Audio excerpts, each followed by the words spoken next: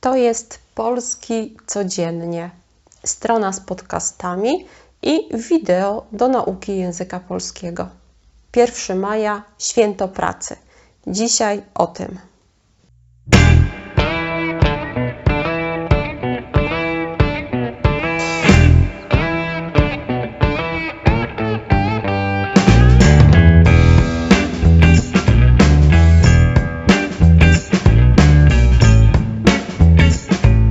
Witam Was na Polski Codziennie. Zapraszam Was na naszą stronę www.polski-codziennie.pl. Znajdziecie tam bezpłatną transkrypcję dzisiejszego odcinka. Warto z tej transkrypcji skorzystać. Wystarczy wejść na stronę, link do niej znajdziecie dodatkowo też w opisie, zalogować się i korzystać z transkrypcji. Wideo z dzisiejszym podcastem zostało przetłumaczone automatycznie na 9 języków. I jeśli macie duży problem z jego zrozumieniem, skorzystajcie przy pierwszym oglądaniu z tłumaczenia na własny język. Potem jednak korzystajcie z polskiej transkrypcji przygotowanej specjalnie do wideo. Ta transkrypcja jest dostępna po zalogowaniu się na www.polski-codziennie.pl. Pamiętajcie, słuchajcie wiele razy materiału, skupiajcie się na ogólnym sensie materiału, nie na poszczególnych słowach. Dobrze, przechodzimy do dzisiejszego tematu, a jest to 1 maja, Święto Pracy. Chociaż posłuchajcie.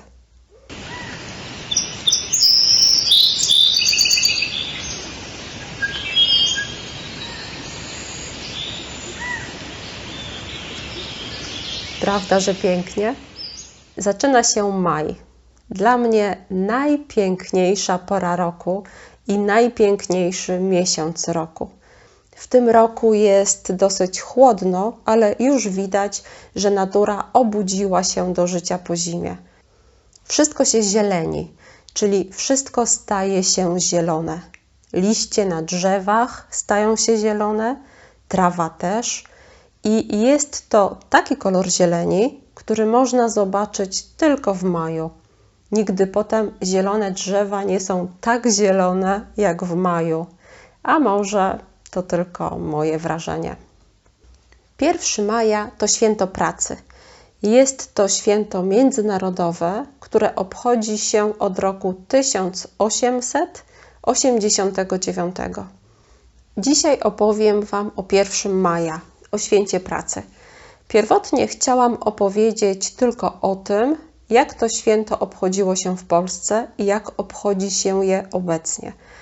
Potem jednak porozmawiałam z kilkoma osobami z Polski, z Francji i Hiszpanii i okazuje się, że nie wiedzą one, jaka jest geneza tego święta. Jaka jest geneza, czyli skąd pochodzi to święto, w jaki sposób powstało to święto. Nie chcę powiedzieć, że nikt tego nie wie. Oczywiście, że nie. Ale mówię, że ci ludzie, z którymi rozmawiałam, wiedzą, że jest to święto międzynarodowe, wiedzą, że jest to dzień wolny od pracy, oczywiście, ale skąd pochodzi, nie wiedzą. Dlatego krótko powiem, jak to się stało, że 1 maja jest świętem pracy i to w dodatku świętem międzynarodowym. To święto zostało wprowadzone na świecie jako upamiętnienie wydarzeń z maja 1886 roku, czyli z XIX wieku w Chicago. W 1886 roku odbył się ogromny strajk pracowników jednej z firm w Chicago, której właściciel postanowił ją zmodernizować. Czym jest strajk? W czasie strajku pracownicy przestają pracować na znak protestu. Najczęściej walczą o coś, o podwyżkę wynagrodzenia czy zmianę warunków pracy. To jest strajk właśnie. Pracownicy tej firmy z Chicago byli przeciwni tej planowanej modernizacji. Modernizacja to inaczej usprawnienie czegoś, unowocześnienie czegoś.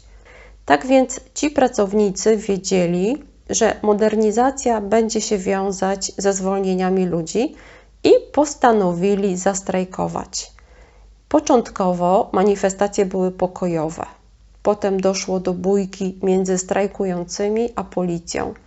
Manifestacje trwały kilka dni i pociągnęły za sobą ofiary śmiertelne. Interweniowała policja. Wskutek interwencji policji zginęło część strajkujących robotników.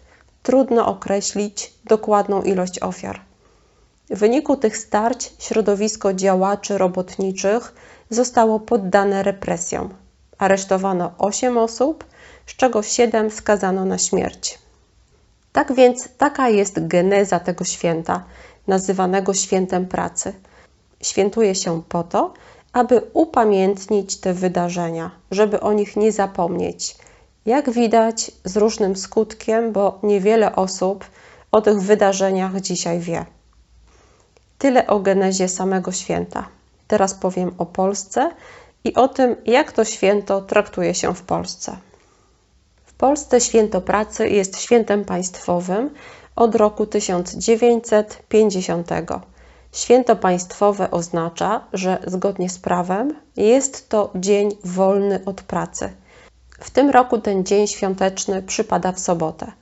Przypada w sobotę, czyli jest w sobotę, co oznacza, że polskim pracownikom przysługuje dodatkowy dzień wolny.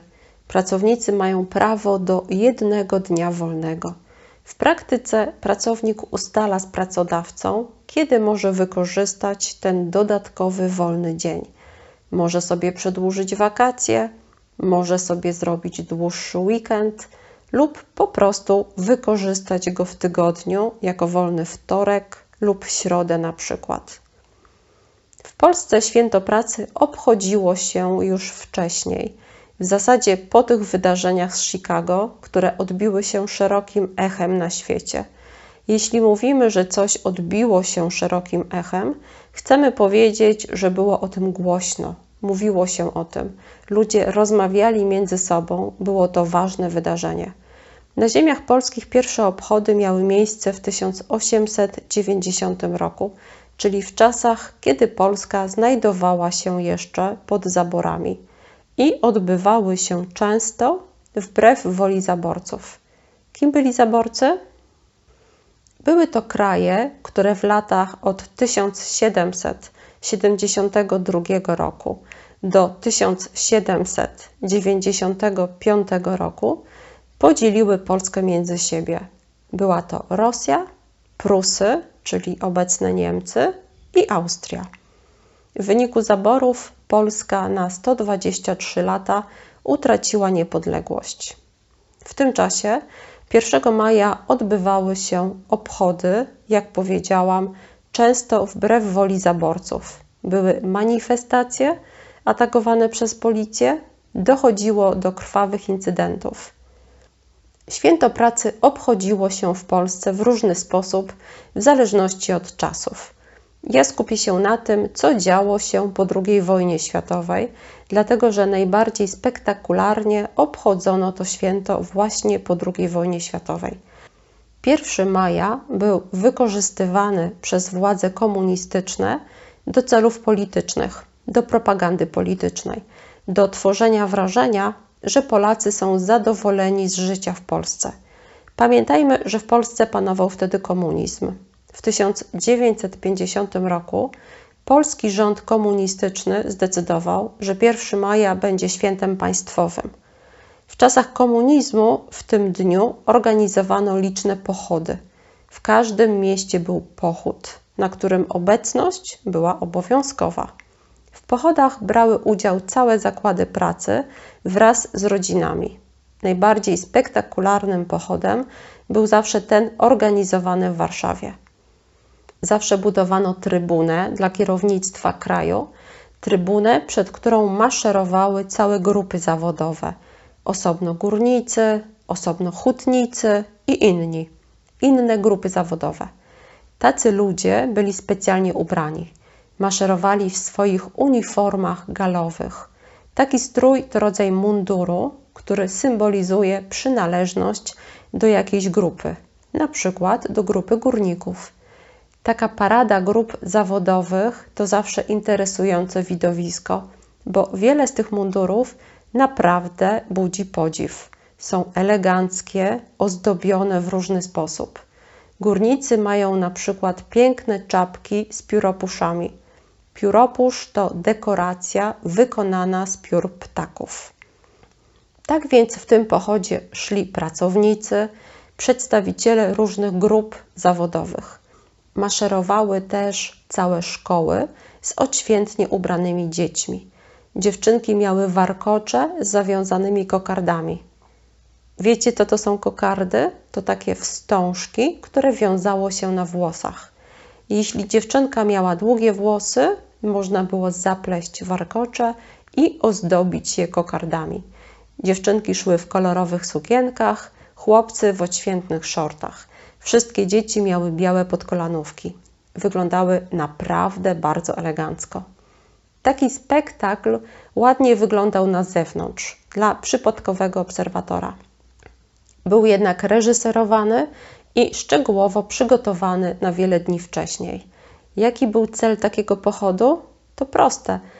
Naród miał sprawiać wrażenie szczęśliwego, któremu niczego nie brakuje, któremu dobrze się żyje i dobrze pracuje w systemie komunizmu. Pochód był transmitowany na żywo przez telewizję polską i polskie radio. Były to wielogodzinne obchody i całość była transmitowana.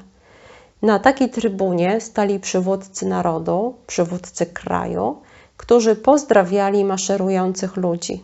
Machali do nich z trybuny, uśmiechali się. Ja jako małe dziecko miałam okazję widzieć kilka takich pochodów. Niewiele rozumiałam z atmosfery takiego pochodu. To, co zapamiętałam i co podobało mi się wtedy najbardziej, to mnóstwo dekoracji z papieru, który każdy z maszerujących dostawał. Na przykład piękne, kolorowe, sztuczne kwiaty. Pamiętam też, że 1 maja zawsze była piękna pogoda. Było bardzo ciepło i zawsze świeciło słońce. Można było wyjść w letniej sukience lub w szortach. Ludzie z przekąsem mówili, że komunistom zawsze świeci słońce. Mówić coś z przekąsem, to znaczy mówić coś złośliwie, z ironią lub inaczej z szyderstwem. Ludzie nie lubili komunistów i drażniło ich to, że nawet pogoda im sprzyja, że w czasie pochodu nie pada deszcz, jest ładnie i można maszerować. Tak było kiedyś. Tak się obchodziło Święto Pracy. Obecnie w wielu miastach w Polsce odbywają się pochody oraz uroczystości związane z dniem 1 maja. Nie są one już tak imponujące jak kiedyś. Dzisiaj ten dzień traktowany jest raczej jako okazja do zwrócenia uwagi na problematykę braku pracy, niskiej płacy czy nierówności na rynku pracy. Pod filmem znajdziecie link do starego wideo, na którym zobaczycie fragment pochodu. A jak jest u Was? Jak obchodzicie to święto? Napiszcie w komentarzach. Życzę Wam wspaniałego dnia. Cześć!